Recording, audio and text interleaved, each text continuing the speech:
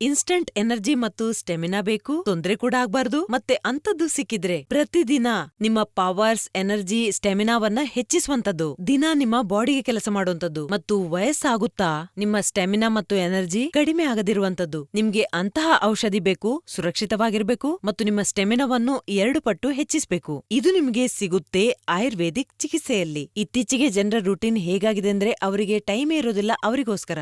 ಅಂತದ್ರಲ್ಲಿ ಅವರು ಈ ಸಮಸ್ಯೆಯ ಸೊಲ್ಯೂಷನ್ ಇಂಗ್ಲಿಷ್ ಮೆಡಿಸಿನ್ ಅಲ್ಲಿ ಹುಡುಕ್ತಾರೆ. ಆದ್ರೆ ನಾನ್ ನಿಮ್ಗೆ ಒಂದು ವಿಷಯ ಹೇಳಲಾ, ಇಂಗ್ಲಿಷ್ ಮೆಡಿಸಿನ್ ತಗೊಳ್ಳೋದ್ರಿಂದ ನಿಮ್ಗೆ ಇನ್ಸ್ಟಂಟ್ ಎನರ್ಜಿ ಏನೋ ಸಿಗುತ್ತೆ. ಹಾಗಾಗಿ ನಾನ್ ನಿಮ್ಗೆ ಹೇಳೋದೇನೆಂದ್ರೆ ಆಯುರ್ವೇದಿಕ್ ಚಿಕಿತ್ಸೆಯನ್ನು ಮಾಡಿಸಿ.